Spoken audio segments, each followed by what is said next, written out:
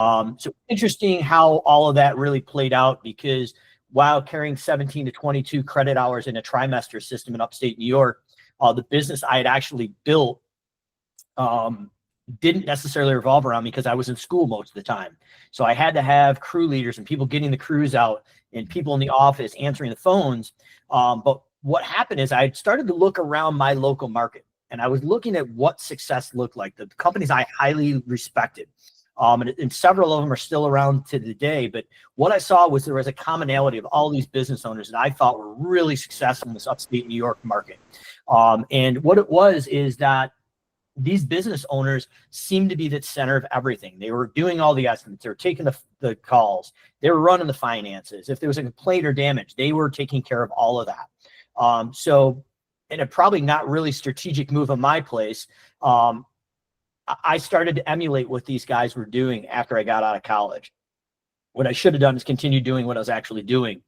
To compound the issue, the gentleman who owned several grocery stores, a chain, actually was one of the college teachers in my last classes I took in college for an entrepreneur class. And this guy shared the same exact traits of what I thought success looked like. He was actually in between class breaks, handling phone calls, dealing with all the chaos. Everything ran through this gentleman. So the issue was that I took what I saw as I quote unquote thought was success.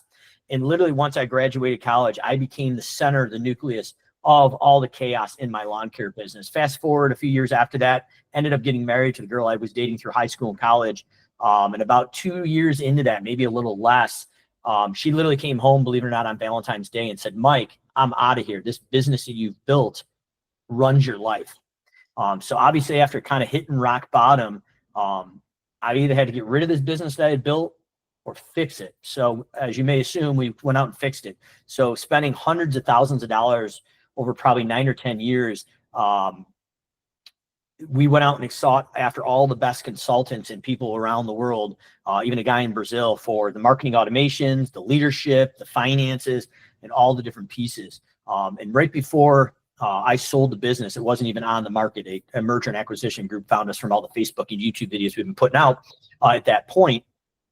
My passion really drove into helping business owners take their life back from their business and hopefully avoid some of the chaos I introduced, not on purpose, but into my life through my business. So if you're sitting here and you're missing kids' sports games, you're working 100 hours a week, 7 days a week, you're doing all the estimates, you're doing everything, and it all revolves around you, there is a better way. If that's not the case, the good thing is these 6 steps that we've learned here are going to be very applicable to all the other businesses that are in here. But if you're starting to hear some of that stuff, it's starting to hit home. This is what we're going to be diving into today. So I want to introduce Josh. Josh actually was one of our first clients, ended up selling his 7-figure business. And he was one of the gentlemen that came up to upstate New York when we started doing live need consulting before COVID. So Josh, it runs our whole, one of our whole divisions at the company. So Josh, you want to introduce yourself, and then we're going to drive right into the actionable content here for you guys. Yeah, absolutely. I'll keep it short and sweet because I know you guys might be on lunch or whatever, but Mike is the only reason I was able to build my business in the way that I did and actually successfully sell it and exit it. So I appreciate, Mike's knowledge from that. Has anybody ever felt what Mike was explaining though, hey, you're in the trenches, you are working as hard as you can, but stuff's still not moving forward. It's a safe place here, between us and off the record. Share, raise a hand or an emoji, something, drop something, just to kind of see where we're at. Anybody feel that way? Okay, yep, a lot of heads. Okay. So awesome. A lot of people feel that way. You're not alone. Everybody else is raising their hand. We see it. So we've developed this, and Mike taught me this. He didn't realize this is what it was way back when I did the in-person consulting with him for a couple of days up there in Rochester, New York. And we've since developed this, the 6-step success circle that you'll see coming up next, where there's 6 different parts of the business to work on. Each one's going to build upon the previous one.